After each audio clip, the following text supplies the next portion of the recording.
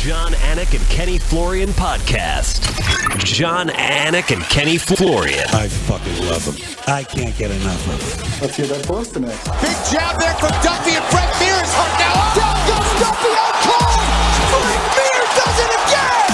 Rock'em sock'em robots here. Oh my goodness. Hyperbole. They're a couple of absolutely self-involved bullshit artists. Here are your hosts, John Anik and Kenny Florian.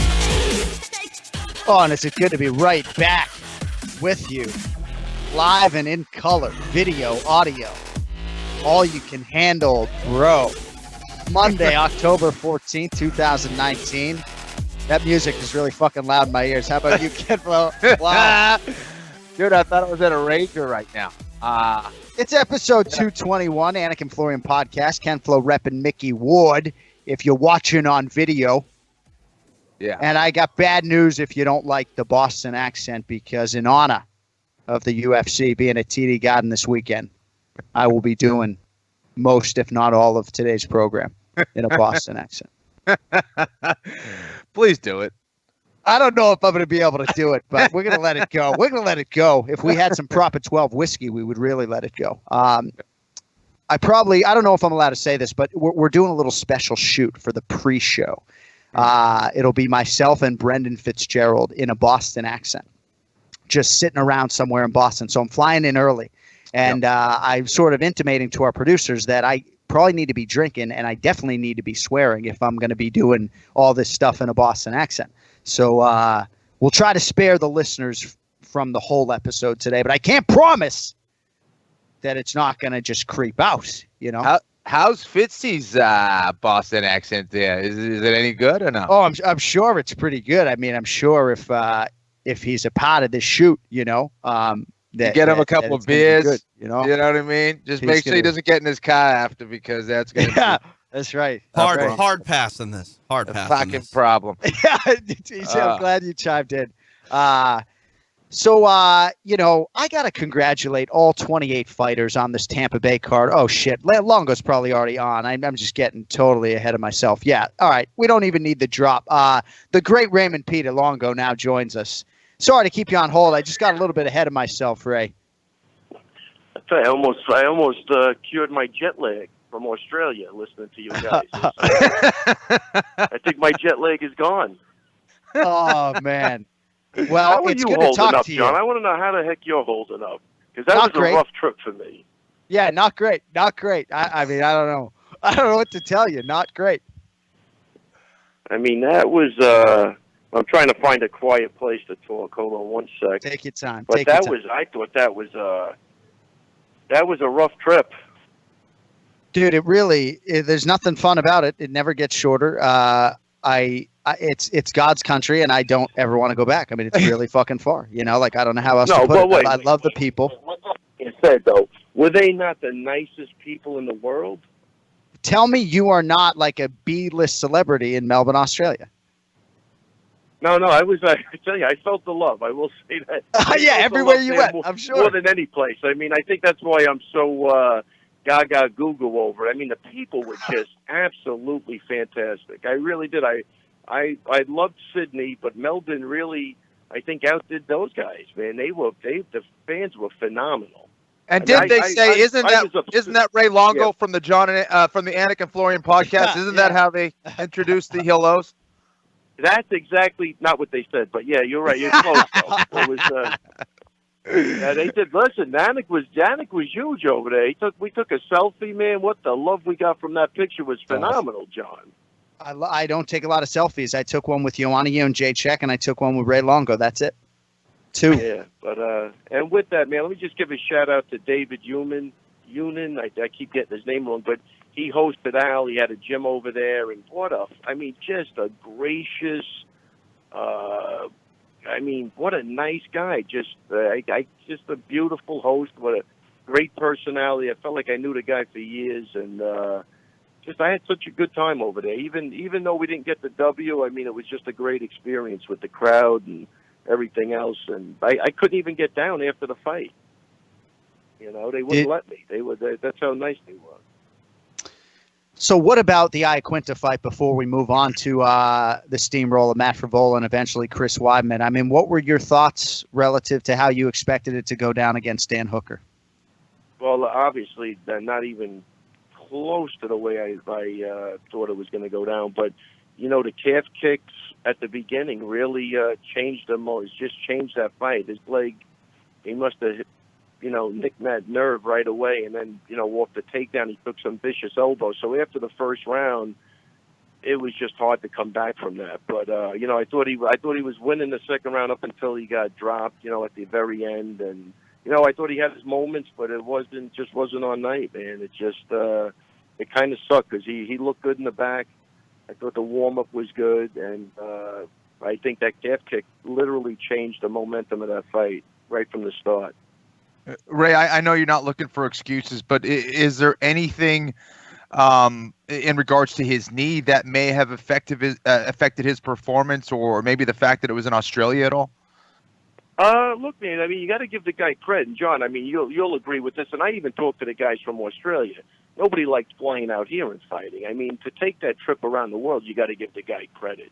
I mean, that trip alone could kill you. I mean, yeah. I know I'm way older, and it's a big difference, but that is just not an easy flight. And I know these guys are young, and they go all over the place, but I still give them credit for that. And that's why even Dan Hooker wants Dustin to come to New Zealand. Who the hell wants to come over here? So that's a big undertaking, So, look, his knees are never going to be good. You know what I mean? So that's, whatever. But he went into that fight feeling good, so there's definitely no excuses. And Hooker did a great job. Look, we knew the guy was tough. That was no question about it. And, we were concerned he had some really good outside knees, and that didn't take place. But that calf kick, we knew they threw him. It's just hard. That's hard to defend. And I think some guys, it's like the leg kick, Kenny. And when people were first leg kicking everybody, people were going down from leg kick. Now they've evolved to being able to take it, and I'm assuming that's going to happen with the calf kick. I mean, the way Paul Felder walked, I mean, Barboza hit that guy with 20 hard calf kicks, and he still kept going. So it's one of those things. I think some guys are going to deal with it better, right. And some guys aren't. And like you're right, if you've had previous issues, I'm sure that nerve is a little more sensitive than in other people. Yeah, I'm definitely glad the calf kick wasn't around when I was fighting. It's a hard thing to deal with. You have to approach it completely differently than your traditional leg kick. But one of your guys that did get a win was Matt the Steamroller Frivola. Man, did you? I know you've spoken very highly of him, but did you imagine that this kid had this kind of a heart into this fight? I mean, it was one of the most amazing things I've seen. Yeah, no, look, I think even the Lando Veneta fight, he showed me what kind of heart he has. You know what I'm saying? So, I knew that going in. I knew his cardio was good. And even after the second round, a couple of people texted me. I go, no, the guy's cardio is good. He should be fine. But the comeback he had was absolutely phenomenal. So, I knew after the Lando fight that this guy had heart. You know what I mean? Now, you don't want to go to the well too many times, but man, he's hard to stop, man. If you don't put him out, he's going to keep coming. Unreal. And I got to tell you, man. I mean, I don't honestly. I had him winning 1-3, and I get where you could try to go the other way because the guy came back in the first round. But I really thought it was an easy fight to score. I don't know. I get it. Like Pena's upset, but I don't get why he. It's definitely not a robbery. No way. No. You want to say he stole the first round, but that's what I'm saying. You want to rest on your laurels, saying that you stole the first round, maybe. I don't know. He couldn't have thought. He had to know it was. You had to think it was 1-1 going into that third round, and the guy did nothing. So I don't know why he would be pissed at anybody. Is a little crazy. I mean, he seems like a good dude, but I mean, I don't know. I mean, either way, the first round was close. You know what I'm saying? And it was a split decision, and. For me, I know he's my guy and I'm biased, but I had it 1-3, no problem. So real quickly before we move on to Chris Weidman. So if you're Ally Quinta as the number 6 ranked fighter in the world, you accept a fight against the long, difficult Dan Hooker, who is number 15 in the world, close to where he lives in Australia. It speaks to a mindset of somebody who, at least I would think, wants to stay active, right? So, I mean, how quickly is Al able to bury this one and try to sort of remain relevant, for lack of a better word, in that top 10? Yeah, no, I think he's, it's funny because I talked to him, and obviously the leg is good. The leg is better. He went to Hawaii right after, so I'm sure he'll be fine. He's got a great mindset. But, the first thing he says, I got to work harder. And I'm like, Al, you might be the hardest working guy on the team. Like, but that's his mindset. So I love where the kid's coming from. Look, that kid will always be loved by everybody because he puts his balls on the line every fucking fight. He's great in the gym. He's got the best attitude out of everybody. He's just a solid guy all the way around. So even in losing, man, I mean, those fans loved him. And you saw at the open workout, he got a lot of love in Australia. Of course, as you articulated on these airwaves for weeks, like he had a lot of support over there. There's no doubt about it, Yeah, he's a good guy, and he comes to fight. You know what I mean? It's I think it's tough, though, because after a while, right, and he's said this publicly, he doesn't want to be known as the tough guy, the heart guy. He wants to be known as the skilled guy. And it's like, for me, everyone would always say, oh, Anik's super prepared. It's like, well, is he any good, or does he just, like, work hard, because that's the thing really, for Al. He wants to be known as an elite lightweight. And, I got to tell you, that's going to be part of the conversation I have with him. Technically, he's really freaking good. He's technically good. I mean, I think he could, he definitely kickbox professionally, box professionally. I think, look, in this fight, he wanted to implement the wrestling, more. And I think when he got elbowed in the back of the head, man, it kind of, like, again, those elbows, you probably could have stopped the fight. It was hard to watch, and I don't want to see him take that type of damage. But those elbows were really, really hard. Yeah. And it kind of just changed it. But I think if he just, stood up with the guy and did his thing, I think he's winning that fight. You know what I mean? So there's a couple of things to talk about. Like, again, technically the guy's really good. There's no question about it. Anybody who watches the guy in the gym, he's really, really, really good. But you have to be able to, there's a lot going on in MMA, so you got to pick something. Like, you see a lot of guys like I'll just use Covington for an example, maybe not the most, or Askren, not the most talented guy standing up, but he's going to implement what he wants to implement 95% of the time. I mean, he had a bad go the last time, but for the most part, he's going to get what he wants, that guy. So I think if Al chooses like the same mentality, he's going to do great. You know what I mean? So it's like, I think, look, here's the deal, and Kenny, you'll agree with it. There's no linear logic in MMA. Barboza beats the piss out of Hooker. Kevin Lee beats the piss out of Barboza. Al beats the piss out of Kevin Lee. There's no, on any given day, any of these guys could beat any of these guys. That's just the way it is. It's not if A can beat B, B could beat C. Linear logic does not exist in there. And this fight was a great example of that. Because so many things can go right and wrong on fight night. Styles make fights, the way that people match up, traveling factors, injury factors. It really is freaking wild. It's just fucking crazy. It really isn't like, Chael always brings up a good point because somebody was saying it to me yesterday. Like, this is a job for these guys. And, like I woke up today, my head was fuzzy. You know what I mean? Because I didn't get a good night's sleep. You got to hope on the day you get up, you're feeling 100%. And that's not like you got 365 days to, have a couple of bad days. You got like 3 in a year. You better be on your game 100%, and it's tough. So can you give me the short answer on how we address these calf kicks if we're not this like big boned Irish Catholic Paul Felder built type? Well, no, because Ken Flo obviously could take a calf kick better than say I could take one, right? But you got to be real careful, man. It changes the whole complexion of the fight. So how, as a coach, do you make sure that that doesn't happen again? Yeah, well, first off is I think.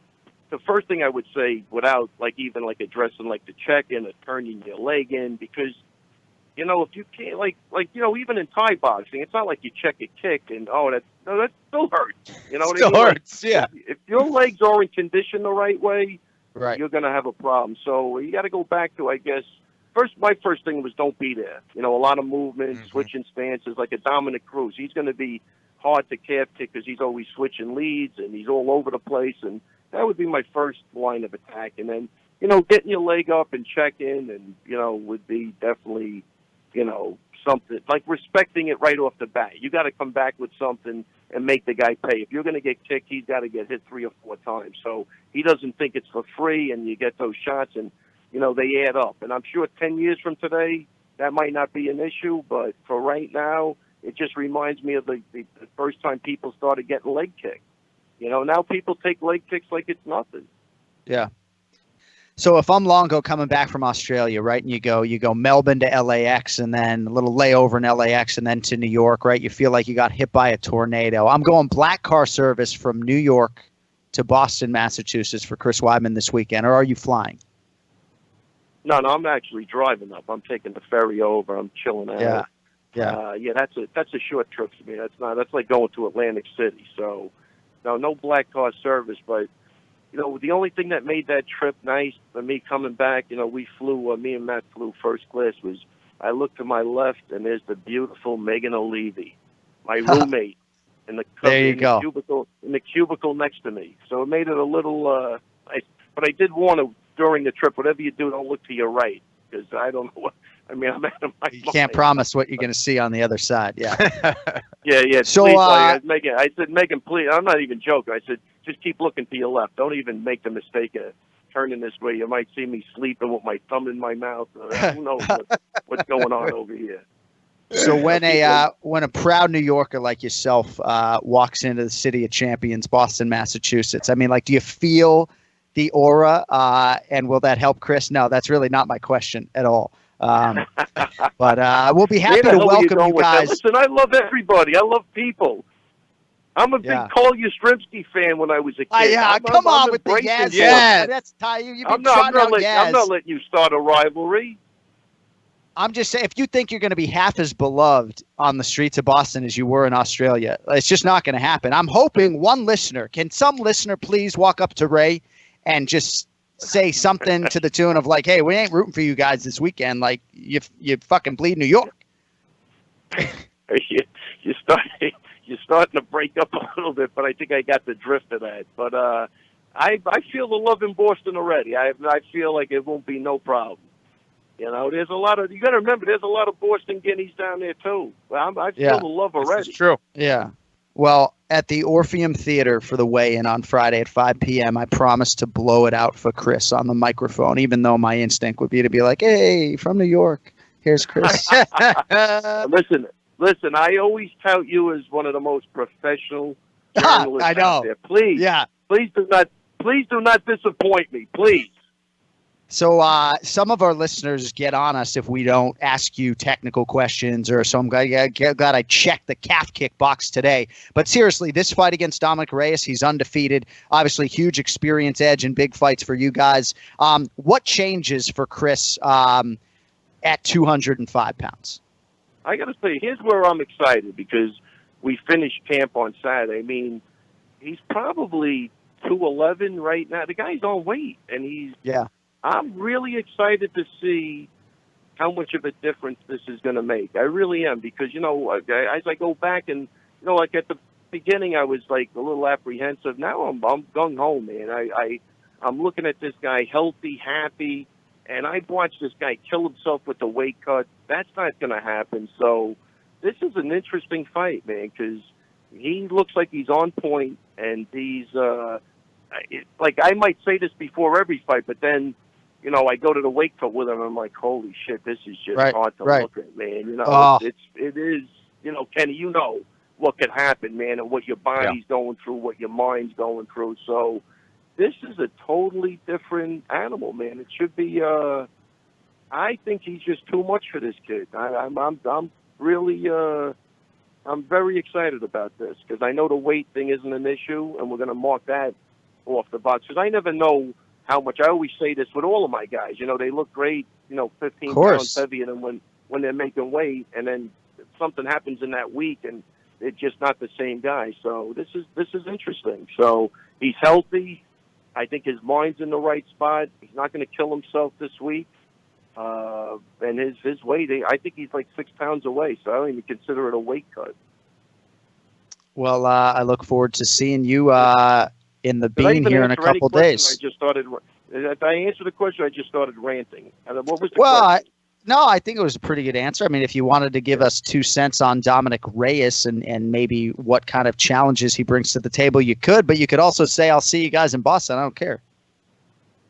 Yeah, no, listen, obviously, look, he brings the mindset of an undefeated fighter. And he's, his stand-up is good. He's got great picks. But I don't think that's going to be enough to keep this guy off him. So, yeah, I'll see you in Boston. All right, my man. Pleasure as always. Thanks for Greg. the extended time. Thanks for leading the show today. We'll see you in a few days. Good luck, dude. All right, guys. Always a pleasure, man. And I will see you guys in a couple of days. There he is. Titletown welcomes the great Ray Longo in a few days. He is on every week, of course, here on the Anik and Florian podcast. And I rudely began the show when he was on hold by congratulating all 28 fighters on the Tampa card. This was one of the most action-packed nights of MMA that I've seen in a long time. I know there were 28 fighters who competed, and I don't know that there have ever been 15 UFC fights in a night, except for maybe in the way early days. But just stand and cheer for these fighters, Kenny, I guess was my biggest takeaway. From fight one all the way through the end of the night, just so much heart and just a willingness to just compete and get knocked out and whatever it takes. And I'm not saying it was like the cleanest night or the most technical night. I just, as a fan, 3 margaritas in or not, I really enjoyed what I saw. Big picture over the weekend. Listen, I didn't see the whole card. I saw the main card. I didn't see the prelims, I should say, to be more specific. But I thought the main card delivered as far as excitement, no doubt. So I had my wife watch a fight with me. I was like, just watch Nico Price against James Vick, okay? Yeah. And Ken Flo tweeted something to the effect of that was the sickest up kick that you've ever seen. Yeah. So with respect to Joanna Jędrzejczyk, I just would like to start there. How about Nico Price? When you're fighting this guy, I mean, I hate to sort of denigrate James Vick's fight IQ right off the top, but when you're fighting Nico, he is a wild man. Even Jeff Neal, who is as structured as it gets, got baited in a little bit. Great stuff from Nico Price. Obviously wins another bonus, feeding the family and everything else. But, you got to be careful with Nico Price. And obviously James Vick paid dearly for not being careful. I told Ian Parker. He didn't know. Yeah, I told him. This is the problem when you fight a guy like a Nico Price, is he really is very good at making things dirty right off the bat. And I just didn't think that James Vick really had the discipline to avoid something like that. I thought he was doing well, but Nico just has that ability to turn it into a brawl every single time. And I mean, that's exactly what he did. This guy is going to look to knock you out or submit you from just a lot of odd angles, things that people typically do not do. And man, I hope James Vick is okay. That up kick was nasty. Yeah. It sounded awful. And again, James Vick has been hurt a few times now in these fights. I hope he's going to be okay. Yeah, that was a tough visual, and I probably buried the lead when it comes to his well-being. But Nico is a super hard worker, and as are all of these men and women. But you got to feel really good for Nico, the family man, for the bonus and for a knockout that obviously resonated with a lot of people. Before we bring on Ian Parker to help us with this Tampa recap, I just want to get your thoughts on Joanna Jędrzejczyk. In 5 rounds it took, but decisive in defeat of Michelle Waterson. It's an amazing legacy for Joanna, man. 10 UFC wins now. She's been in 9 UFC title fights, main events like a champion, great 5-round fighter, fought through the broken foot. Just an absolute pleasure to watch her compete. Legend, Hall of Famer, and, another opportunity for her to prove herself in a big way this weekend, and she did it again. She certainly did. Again, showed a lot of toughness dealing with that foot injury in round 3. I believe it was round 3. Was the more technical fighter all the way around. People forget how good her takedown defense is. She did a great job of not only countering a lot of those takedown attempts from Waterson, but also turning into advantageous positions on the ground at times, which was a nice evolution to see in her game. It shows that she's a true martial artist. Showed a lot of respect to Michelle after the fight as well. And just really put on a clinic on the feet. Was just way too fast, way too many weapons. Seemed to confuse a Michelle Waterson, who was heading into that fight with a lot of momentum. All right, more on that coming up here with Ian Parker. First, though, I want to sneak in the pronunciation of the week because I'll forget if I don't, and TJ just kills me. Makes me laugh every goddamn week with this thing. So, TJ, if you don't mind, we're going to squeeze this in before we bring on Ian. This fighter, born in Sydney, Australia, grew up in New Zealand. A lot of those crossovers where they rep both when it comes to the Anzacs. Daniel Kelly trains this guy. He'll take on Greg Hardy in what is his UFC debut in a featured bout, part of the main card in Boston this weekend. TJ DeSantis, you're a couple over 500, I think 11-9. Who am I talking about? Ben Sassoli. All right, let's hear him say it. The Combat Wombat Ben Sassoli. The Combat Wombat Ben Sassoli. The Combat Wombat Ben Sassoli. TJ is 12-9. See, TJ wants to move it along today. He's like, I'm going to get this right today. I'm not even going to make him laugh. So 12-9 for TJ DeSantis, disgruntled Minnesota Twins fan. I mean, what's it like? 13 straight to the Yanks in the postseason or something like that? Dana White said it best once upon a time. It's business as usual. Yeah, yeah, there you go.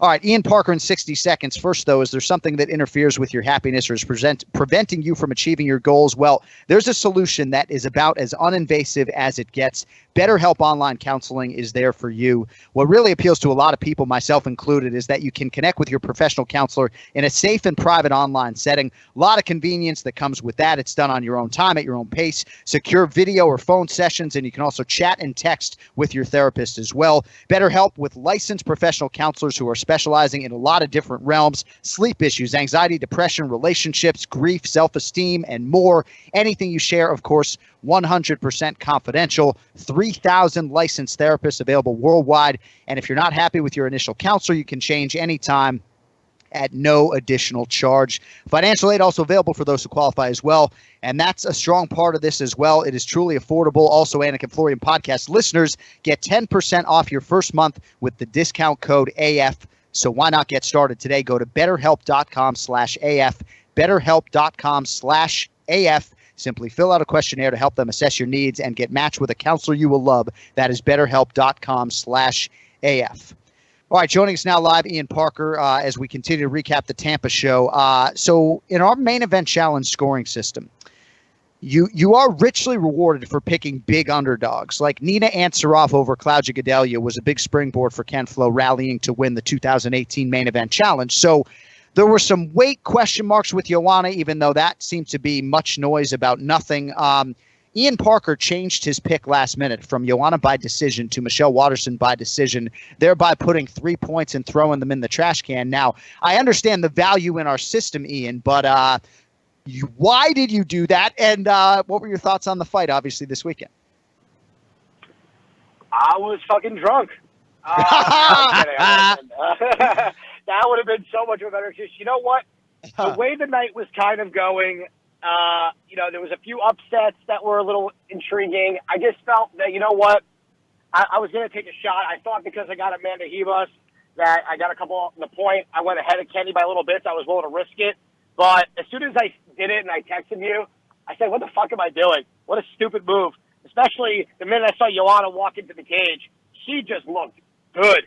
I mean, this weight cut thing, you and I spoke. I didn't think there was really any, I thought it was all smoke. Joanna looked amazing. Big ups to Michelle. I will tell you, when Michelle got on her back, what was it, the third round or second round, and almost sunk in that choke, I was like, oh my God, please let this happen.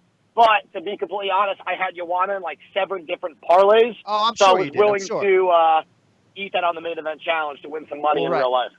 Right, exactly, because the stakes for you coming in late in the year in this are non-existent. I mean, you're welcome to pay off the bet with me, whether it's a power hour or whatever the hell else it is. I will. Yeah, I mean, it's so, but it's like, right, there's not, but there's not like preschool tuition at stake. I understand that. But no, it would have been 4 points for Waterson to win. Oof. And I think the point that we spoke about privately is that, if you're monitoring the situation, like once Joanna stepped on that scale, she looked fucking great. It's like that, So anyway, I digress. What were your thoughts on Joanna's performance over the weekend? You know what? For someone who's been away for a little bit, and against someone in Waterson who's proved she's very tough. She is really an atom weight at heart. The size difference, the difference. I'm sorry, there was very obvious. I thought Joanna really looked like old Joanna. Her combinations were fantastic. Her kicks looked great. I felt like she was throwing the same combination though over and over again, and it just didn't matter because it was working. I don't know if against someone who wasn't taking that much of a beating, if that would have really worked as well. But, man, she looked good. I thought it was interesting that Michelle was able to take her down twice with the same – literally, it was the exact same takedown, same result, just couldn't execute. It's good to see Joanna back, though. She's extremely talented. I can't wait for that title fight that she's going to get. I know she wants in Poland. That would be devastating to her opponent. If at first she couldn't get her visa. Now she gets the visa. But instead of even bringing her to the U.S., they're going to send her to a stadium in Poland right in Joanna's backyard. I hope for her sake that doesn't happen. But, no, Joanna looked great. Her cardio was, just unreal. Oh, yeah. I felt for Waterson there. That was a tough one to watch. Yeah. Zhang Weili don't mind going to Poland, I'll tell you that. She don't care. She just wants to fight, which is great when your champion is that way. So, Ken Flo, I want to lead with you on Cub Swanson and Crone Gracie. And so much respect for both these athletes. I mean, Cub had lost 4 in a row, right? Hadn't won a fight since becoming a father, and he's got 3 kids, so it had been a while. But Crone Gracie, just the book on him was that this toughness, this heart was all in there. And, he thought he won the fight. I did not. I didn't think it was 30-27 times 3 the other way. Generally speaking, I like when the forward-moving fighter is rewarded, and Crone Gracie was nothing if not forward-moving, but I do think he lost the fight. Your thoughts on Crone in defeat and ultimately the win for Killer Cup? Well, I don't think I needed to see anything from Crone to know that he was going to show hard at some point in his UFC career. I knew that was within him. This is a guy who comes from a family of warriors. He didn't blink when he got hurt or hit, kept coming forward, as you said. But really, the footwork and the speed advantage for Cub Swanson was significant. And despite that, Cub got hit with some big shots as well. I mean, he definitely was showing it after the fight. Crone Gracie did everything he could to try to land some shots, but really at the end of the day, we knew that his strength was going to be on the mat. If he was able to get on top of Cub Swanson or get position on his back or on a limb, Cub was going to be in trouble. Cub just never let that happen. Did a good job of keeping the fight where he had the strength, where he had the advantage. Could have moved his feet still a little bit better, but was just landing shot after shot, going downstairs to the body, opening up the head, mixing things up really well, being wise of when to throw those kicks as to not get countered or the takedown. And really, I thought it was a pretty solid performance for Cub Swanson, who sometimes doesn't make the best decisions. Yeah. With all the pressure that he had heading into that fight, I thought it was a pretty spectacular performance from Cub Swanson. What kind of coffee you drink today? Ken Flo just sharp as a tack. Ian, what do you got for me on Swanson Gracie? Ken Flo just doesn't want me to sound smarter at all by any amount of words. So he comes, I mean, geez, how you follow that? You got anything? It's hard. No, Kenny hit it on the spot. I will tell you the thing with Crone Gracie that kind of bugged me was just the lack of takedowns, really, and how he was trying to enter. Is something that Ken Flo and I spoke about during the week on Instagram Live. Was I was a little surprised that IG he wasn't Live. setting it up. IG Live once a week. It's a hot show. It's a hot show on Instagram. It was a little weird for me to see that Crone was so willing to brawl with someone where I felt that really gave Cub every path of victory to win. I will say that one thing with Crone that he was doing well was when Cub was exiting after every exchange, it seemed like Crone was tagging him. But to not set up your takedowns, to not get this fight to the ground, I don't know where he thought he won this fight. The world is round. It's not flat. So then again, we're getting into enemy territory here. But good for Cub Swanson, man. This fight meant a lot for him. And you know what? He still got it. He looks sharp, and hopefully Crone really learns from something, really doesn't think he won that fight, because if he fights like that, he's not going to get into the top 7 or top 5 in that division anytime soon. So good for Cub Swanson for rising to the occasion. Ken Flo, for 24 months, Pahumpa has been in my ear about Amanda Hebos. Just like I'm telling you, bro. I'm telling you. 30-27 times 3, a winner over the now one-loss Mackenzie Dern. She got a motivated, in-shape Mackenzie Dern and picked her apart. Any thoughts on Hebos? Again, you're going to expose my Brazilian Jiu-Jitsu bias, aren't you? You're gonna call me out. No, rightfully so, dude. I thought that Amanda Hebos looked fantastic. Really, the key is the takedowns, right? Exactly what Ian said about Crone, or Crone's inability to take the fight to the mat and have that advantage by being on top. Mackenzie just wasn't able to do that. She had a moment or two where it looked like she was able to do something with a submission there on Hebus, but Amanda, again, a black belt in judo, she's going to be pretty knowledgeable there as well. Certainly not at the level of Mackenzie Dern on the ground, but her ability to stop the takedown just threw Mackenzie off repeatedly, not to mention her just far superior technical striking game. I thought she did a great job of utilizing her reach, her length, keeping Mackenzie on the outside, making her pay repeatedly, time and time again. And it was hard to watch. It's hard to watch Mackenzie get beat up like that. I thought she showed a lot of toughness, like I knew she would. Yep. But man, she's going to have to do some work in regards to not only her wrestling game, but to her striking, so she stays much safer in there. All right, I wish we had another hour. Some weeks this show needs to be 2 hours, because I'd like to get into a whole Ryan Hall, Crone Gracie conversation, just in terms of Ryan striking and how seemingly more developed and structured it is, right? And how, I don't know, I just think there's so many different things we could do if this show was longer. Maybe when Parker's Power Hour debuts and he has his own show, we can get a little bit deeper. But Ian, in the nature of time, I mean, you got to pick up your kid at 59, is that right? 59 works, yeah. Is this amazing though? That like, dude, I mean, who wears the pants, bro? Told me wife was picking up the kid this week, you know? You told me we were doing video. I'm sitting here on AirPods. So, I mean, and to be honest, did you shave? Hey, pants. I'm sorry. Ian's got it pretty good. This guy just, he has to help out with the kids, but what does he sit on a couch, make bets all day? I mean, he's living pretty good. He is. You're absolutely right. Let's get I am the most glorified Uber driver for my children ever. All right. So I'm going to move quickly because we got a lot of fights that are close to pick'ems that I wanted to get to. Underdog incentive might be there for you guys this week. Ken Flo led 123-119 going into UFC Tampa.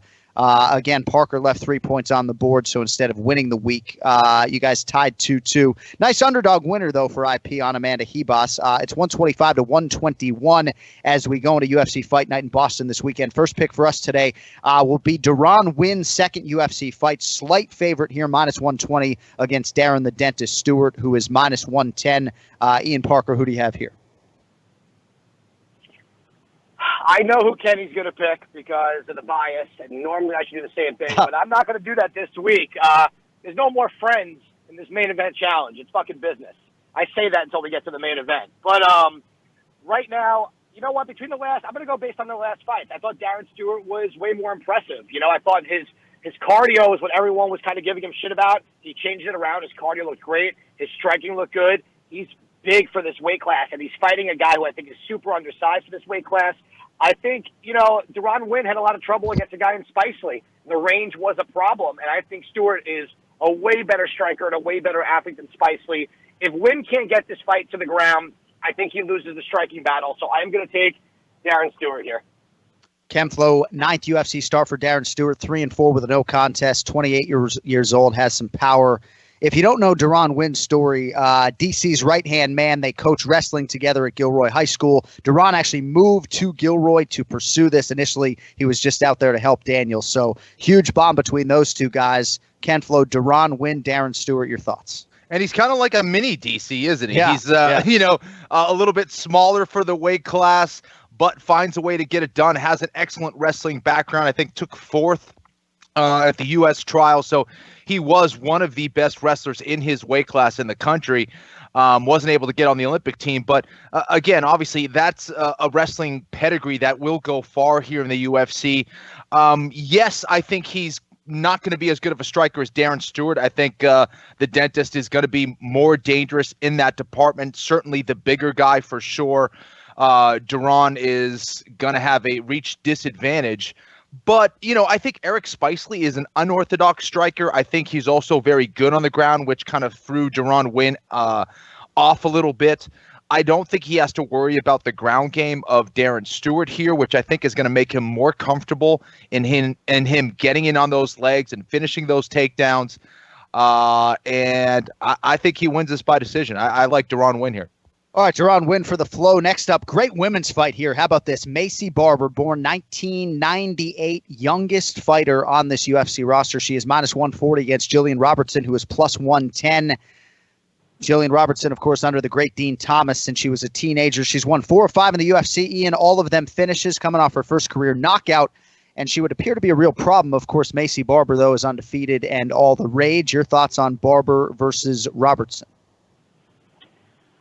I give credit where credit's due. I think Jillian Robertson's done a really good job taking advantage of the opportunity she's been given. That last fight, she was fighting someone that people were kind of building up a lot of hype.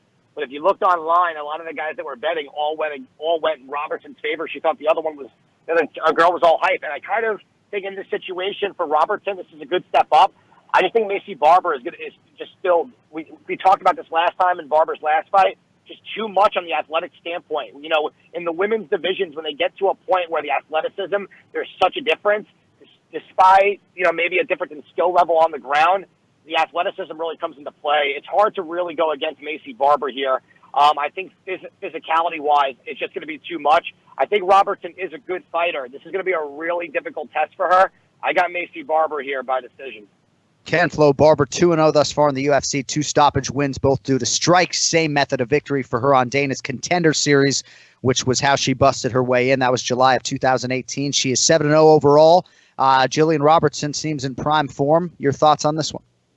Yeah, listen, she has a lot of momentum, no doubt about it, gaining way more confidence now, looking way more comfortable in the octagon as well. It wouldn't shock me if she won this fight against Macy Barber. I think Macy Barber has some good potential. I haven't seen the hype necessarily justified at this point. I think Macy, she's well-rounded. She moves really well. Really doesn't get thrown off by much out there. Pretty methodical in her approach. I think she should win, but I think this fight's a lot closer than people think. Okay. So Macy Barber. Yeah. Minus 140. All right, at lightweight, UFC newcomer and Contender Series winner Jonathan Pierce, minus 120. So a slight favorite here against Ken Flo victim Joe Lozon, who is minus 110. I love Joe Lozon as a man. I really do. One of my favorite fighters on the roster. But for some of our new listeners, Ken Flo, I want to take them back to April 2nd, 2008. Main event, Broomfield, Colorado. He hates when I do this, Ian. I'm fucking doing it.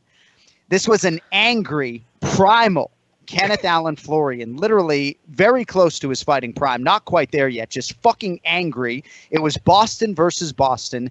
Bludgeons Joe Lozon with elbows and punches. Maybe the greatest night of my life as an MMA fan, because I met Kenny in Somerville, Massachusetts during that training camp. So I was like, dude, this guy's about to start MMA Live. He's fighting in the main event. It's like there's a lot of pressure on Ken Flo. And dude went out angry. Ian, if we had more time, I could let you have a comment. Otherwise, I need your pick. Pierce minus 120. Lozon slight dog here at minus 110. Oh, I would love to see angry Kenneth one day. Is that what we go by when you get angry, Ken Flo? Is it Kenneth? You just get angry, you go full Kenneth on everybody? Turn into Waterboy. Yeah. Fair enough. So in this fight, listen, I love Joe Alazan. He's been around for a while. I actually took Joe Alazan when he knocked out Jens Pulver by accident. I bet that. Literally clicked the wrong button. Got paid out very nicely on the wrong way of a parlay. But this fight, I think Joe's just been around a little. I think the damage is just kind of done too much to him. I don't think the evolution in his game is really there. I think a young guy in Pierce coming off the series, I think this is his fight to win. I'm surprised the odds are almost as evenly matched as they are, but I'm going to go Jonathan Pierce here. I'll root for Lauzon. I just don't see it happening. I'm going to go Pierce. We call him Lozon in the UFC. It's one of the easier names to pronounce incidentally. Just say opposite of high, it's Lozon. 27th UFC appearance for Joe Lozon, 44th pro fight, Kenny. Started UFC career 3-0, has yet to win 3 in a row since. $750,000 in bonus money. 15 bonuses, but trying to avoid a 4th straight loss here. Your thoughts on Joe Lozon? What should be an emotional walk there at TD Garden this weekend? Yeah, absolutely, man. Listen, I know Jonathan Pierce is the younger guy. He's definitely fresher. He's got a lot of things going on for him right now in the UFC. I do think that Joe Lozon in Boston is going to be a different guy. I think he's going to be looking for this win with everything he has. I don't know how many more fights he has left in him. I think Joe Lozon will get the win here by submission. I think Joe is going to be buoyed by this Boston crowd. He will be fired up and ready. He realizes that he can't let his career go down this way. I think Lozon gets it done. You're just getting me excited to get back in that jungle this weekend. Yeah. At heavyweight, Ian Parker, former NFL second team All-Pro Greg Hardy, minus 265. Ben Sassoli, plus 205. Hardy's already fought 3 times here, Ian, this year in 2019. Won the last 2 by first-round TKO after, of course, that DQ in his UFC debut. You think Sassoli has anything for Greg Hardy this weekend? Unfortunately, I don't. I still don't really get this anymore. After beating Juan Adams, I really thought they were going to give him a step up in competition. I know this is a fill-in, but, man, when are we going to get Greg Hardy versus Derek Lewis already? Let's just do it. We got to get Derek Lewis in this fight. I'm going to go Greg Hardy. On a betting standpoint, I would parlay him elsewhere.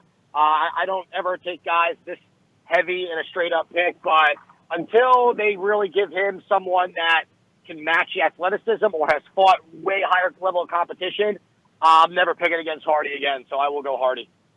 Hardy was supposed to fight Man Mountain in Singapore, but they move him up a week here to fight against Ben Sassoli, who had a weird circumstance on Dana White's Contender Series. The fight was called off because of an accidental eye poke. It was a no contest, but Sassoli is a take-on-all-comers type and certainly will have no problem punching Greg Hardy in the face. Ken Flo, any thoughts on Ben Sassoli here against the former Carolina Panther, Greg Hardy?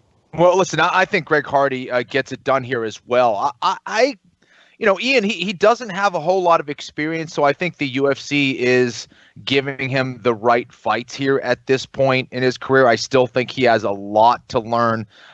He needs a lot of development. He needs a lot of experience. I don't think this is, a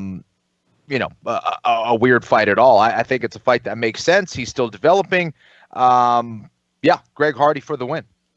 All right, co-main event, also very close fight here according to Las Vegas. Yair Rodriguez minus 120, Jeremy Stephens minus 110. Ken Flo going to lead the dance here on the co-main event. We will also need the round and the method of victory. Similarly priced to when they fought a short time ago. My enthusiasm, obviously, for this fight is off the charts, Kenny. I can't imagine that you can completely eliminate the emotion that comes with the fight that was just so recent. What do you think, Yair, Jeremy Stephens? And are you deviating from the way you picked this fight when you made a pick, about a month ago?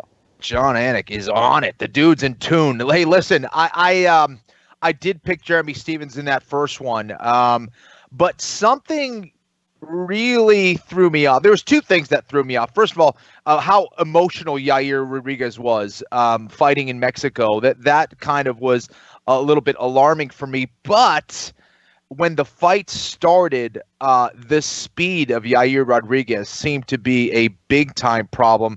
Also, the fact that this is now a 3-round fight, I think, puts a little bit more of an advantage on the side of Yair Rodriguez. I think that his speed, his ability to move in that octagon, I think it's going to be very difficult for Jeremy Stephens to catch him and hit him with a good one. Yes, Yair does get hit at times. It would not be completely shocking to see Jeremy Stephens get a KO win here, but I do like Yair Rodriguez to win by decision against Jeremy Stephens. Yair Rodriguez decision. Sorry, Parker. Yeah, sorry, I'm winning, and I can just like pick my friend's friend Duran win, and it doesn't even matter. Sorry. All right, Ian. 27 days after that 15-second fight, Rodriguez and Stephens rebooked. Good for the UFC making it happen. How do you think it plays out? Originally I was going to switch my pick to Stephens, but just because I don't know who would want to fight a pissed off Jeremy Stephens. But to Kenny's point, from what we got from that fight was the speed factor, and Ken Flo beat me to the punch also. This being a 3-rounder instead of a 5-rounder absolutely plays in the favor of Yair because he can keep that speed up without being all that worried. And yeah, if Stephens lands, it could be a rough night, but Yair is a really good striker. I don't think he's as careless or reckless as people kind of paint that picture. So I'm also going to keep my pick from the first time around. I'm not going to jump ship because Kenny's got the lead here.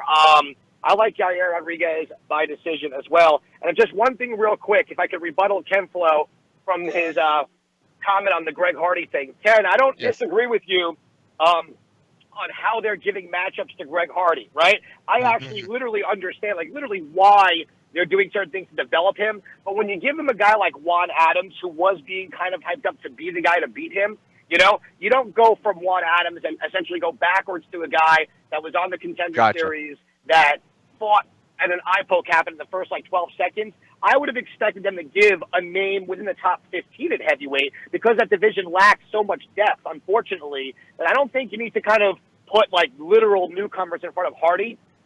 Blasting Adams into the next world, they could give him someone a little bit more recognizable, in my opinion, if they're trying to build him into something. That's all. Not a bad point, for sure. Hey, bro, you can rebuttal anytime you want. You're the guy with the time crunch, bro. You can rebuttal anytime. It's your platform. You rebuttal anytime you want. That's right. I just sent the Uber to pick up my son. I'm fucking ready to rebuttal everything. I'm telling you. Hey, my wife calls a lot of shots too, but not on Mondays. The Anik and Florian podcast takes priority. All right, main event prediction for me and Parker: Dominic Reyes -165, Chris Weidman +135. We'll need the round and the method. Ian, on the way out, who do you like in the main? This is a really tough one for me for all the obvious reasons due to my relationship with Chris and, the family and his career and stuff. I will say this. I'm gonna pick Chris on the relation. If Chris can get this fight to the ground, listen, I think in the striking department, this is gonna be tough for him. Dominic Reyes presses the action, super athletic. We haven't really seen a ton of mistakes from him. In the Volkan Ozdemir fight, however, I did think that he lost that fight. So there is a blueprint to follow. I think this is a very tall, tough task for Chris on his first entry into the 205 division. But it's one of those situations where it's hey, if I'm going to go there and I get a chance to really jump the line with one win, the path of victory for Chris is to get this fight to the ground. I hope he does not stand and bang. We've seen what's happened before with him. People kind of shit on him a little bit because of the way he's lost. But if you look at all those fights, he's either been winning or it's been super competitive, then the unfortunate ending. I think Reyes is going to be a lot for him. I'm going to pick, like I said, I'm going to go Chris by decision. I hope he can get this fight to the ground. I think that's where the path to victory really is. And before you let me go, there's a couple of other things I want to throw out there on a betting standpoint. I know, John, you and I talked about this off the air. I love Kevin Holland -165 over Brendan Allen. Love that fight. I like Macy Barber. I know I picked her here. I like her at only -125. I think that's crazy. And I also like Molly McCann in a parlay with Greg Hardy. Oh, look at it. That's what I'm talking about. Ian Parker, a few picks to flick on the way out. Hey, I do need, though, for the record, a quick pick on the featherweight fight. Manny Bermudez, -170, the favorite, moving up a division here, facing the fellow Massachusetts guy, Charles Rosa, who is +140. I just need a winner on that for the record. If Manny Bermudez does not win this fight and I bet on him again, I'm going to fucking lose my mind. I think this time around, without the weight cut, I think we're going to see the Manny Bermudez we're used to. Rosa has not fought in a very long time, and in those last couple of fights, he definitely didn't look like the prospect we were hoping to see. I just think Bermudez is way better on the feet and way better on the ground than Rosa. I think he's going to be way too much I like Manny Bermudez at minus 140. If this dude does not make weight, cut him from the UFC. All right, 159 on the screws. That's the final word. Good stuff, buddy. Thanks for the time. We'll talk to you next week. You got it, man. All right, Ian Parker for the main event challenge. Ken Flo, I'll get your pick here on Bermudez and Charles Rosa, and then we'll circle back and get your main event selection. So Charles Rosa, for his last fight, had a 450-day layoff, and now another extended layoff. Yep. Bermudez is staying very busy. This is his first featherweight fight, and obviously he had cut a lot of weight and was not effective at doing so. He's about a 2-1 favorite here against Charles Rosa. Any thoughts on that fight before we circle back? Wouldn't be surprised to see a ground battle here between these two. Tough one, man. Just not seeing enough of Rosa, but let's go with Bermudez. I think he gets it done. All right, Dominic Reyes and Chris Weidman, very interesting main event. And there are certain fighters, when you look them in the face when they're cutting weight, you just know they've been through hell, whether it's the dark black circles or just seeing them sucked out to the nth degree. I'm glad that is no longer Chris Weidman's reality. In theory, I would expect him to be pretty strong here as a light heavyweight, as we've seen a lot of middleweights go up and realize success. Your thoughts on Weidman against a plus athlete for sure in Dominic Reyes? Yeah, listen, I think Dominic Reyes is a true 205-pounder. He's big for that weight class, okay? And Chris Weidman, if he's 211 right now, again, what is he going to be? Maybe 215 on Fight Night, something like that. Wouldn't be surprised to see Dominic Reyes at like 225, maybe 230 on Fight Night. That's significant. Not to mention, he's the taller fighter. He's got the longer reach. Those are a lot of disadvantages to have to deal with at an elite level. And I think Reyes being an undefeated fighter right now, that is also a big advantage. Chris Weidman has been on a roller coaster ride over the last few years. That can mess with your confidence. I think Chris Weidman does have the recipe and does have the skills to get the win here, though. I think he's the better wrestler. I think he's going to be much better on the ground. I think if his game plan doesn't revolve around those things, he could be in big trouble. I do think Reyes obviously is the cleaner striker. I think he's going to try to keep Weidman on the outside, stop takedowns, stick and move, and then look for his opportunity to land a knockout like a knee or something like that. I do think that's possible. But I'm going to go with an upset win, Chris Weidman, by submission, round 2. Round 2 submission for Chris Weidman. And if you don't know the book on Dominic Reyes, former college football player, Stony Brook University, every bit 6'4", trains under Joe Stevenson, another Ken Flo victim there, if I'm not mistaken, by the way, for our younger audience out there, born in like the late 90s. But 29 years old, Southpaw, obviously brings a lot to the table, and we will see how it goes for Chris Weidman. As hometown underdog or home underdog, I guess, even though to me, New Yorker and Boston, he's on the road. I'm gonna hit my cough button and mute as the New Yorker is walking to the octagon. All right. Coming up here in 30 seconds will be Joe Osborne, but first want to just let you know if you are going to be at TD Garden this weekend, and if not, you can get involved as well. UFC has partnered with the Boston Bruins on a new charitable online and in-venue 50-50 raffle campaign, so fans 18 years or older anywhere in the state of Massachusetts at the time of purchase, you go to UFC Boston 5050.com to buy your tickets. If you're attending the event live at TD Garden this Friday night, by the way, make a note, Friday, not Saturday, you can buy your raffle tickets by a roaming seller or by visiting a kiosk on the concourse levels. All net proceeds will benefit the Boston Bruins Foundation. Get your tickets. Not now, but right now. All right, time now for this week's Pick to Click. It is brought to you by Oddshark.com. Oddshark, your source for the latest odds from leading authorities, expert editorial content, and detailed matchup picks with expert in-depth analysis for every game. Their free statistics, numbers, and trends will help you make the sharp picks on game day. So head over to Oddshark and start playing like a shark today. That is Oddshark.com. Don't forget that second S. I was on that website looking at UFC lines this morning. All right, now with us from Oddshark.com. Sports analysts on Twitter, JTFOZ, Joe Osborne. My man, Joe, how are you this Monday? Guys, I am basking in the glow of a strong betting performance in NFL Week 6.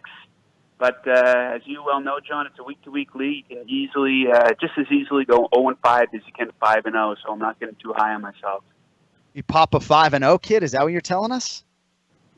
Well, no. I went 4-1 in the Vegas circuit contest. Very close. That's I got good enough. burned by the Jaguars, who were hosting the Saints this week. Yep. It looked like a bit of a trap line on the Saints, and I overthought it and went with the Jags there. But 4-1 there, so I have my head well above water at, I think, 17-13. Nothing to brag about. Go. A couple of good weeks, I could get myself in the money.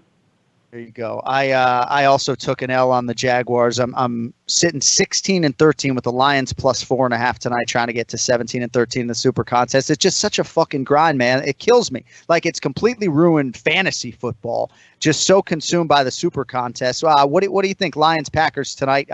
Detroit catching 3.5 now, was 4.5. Total is 46. You got any action tonight or what? Yeah, I'm on the under 46 in this one. I think the sides way too difficult to choose. I would lean Lions, though. They look really good. They're coming off their bye, and they have another day of rest on top of their bye. So I would favor them in this spot, but I like under 46.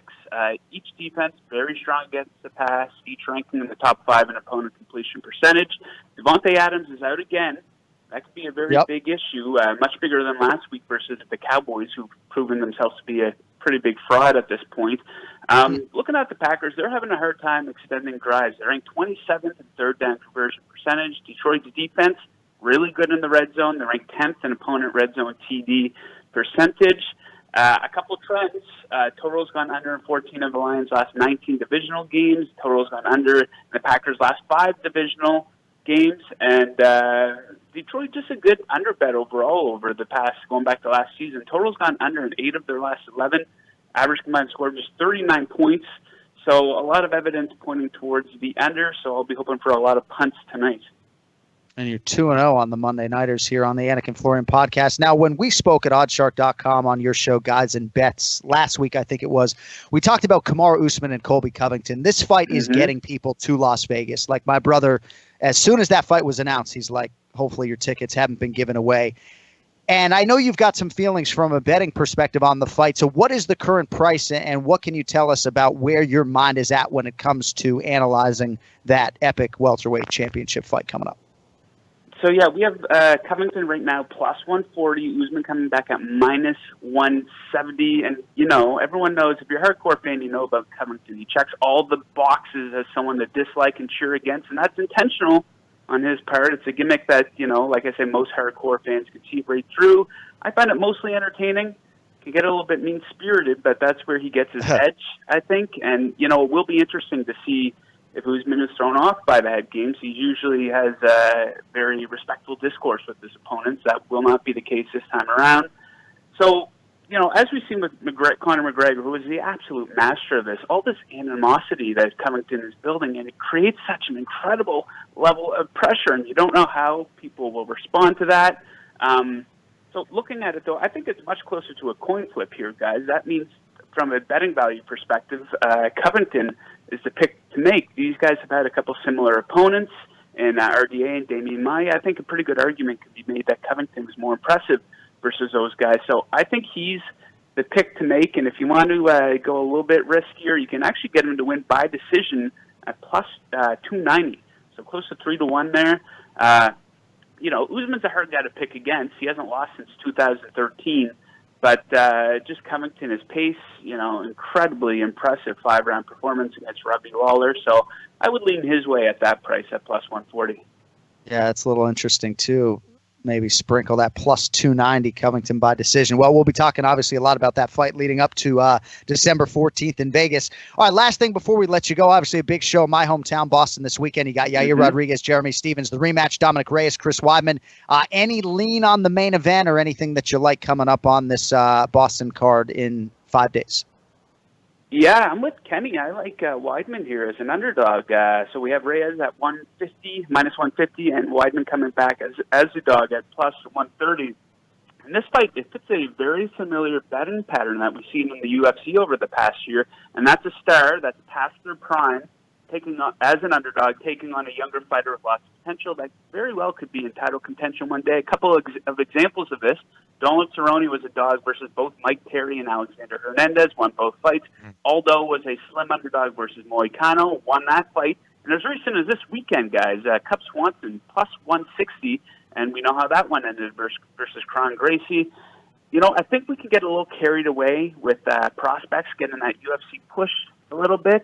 This is easily the biggest fight of Reyes' career, who, you know, I didn't find he wasn't very, very impressive in his last two fights, both decision victories, where he maybe slowed down a little bit in the third round.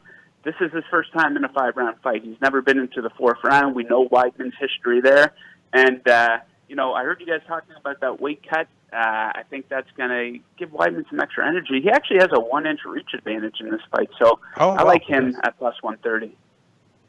Joe Osborne bringing it on the back end today, my man. You can find him on Twitter at JTFOZ. And again, if you're betting on any of these sports and not following my man Joe Osborne, maybe you just don't like handing out those follows. Thank you, my man. I will. I look forward to talking to you in a couple weeks, and we'll see how it goes for you tonight. Lions, Packers under 46. Yes, sir. Good luck with your Lions, and good luck in Beantown. Thank you, buddy. Appreciate it. Yeah, I got the Detroit Lions catching 4.5 points tonight. Try to close out a 3-2 in the Super Contest. Oh, need it. Absolutely need it. Oh, look at the green balloon on the way out. See, the balloons are flying because that is it for today. Oh, my gosh. True Florian. Making her Anik and Florian podcast debut.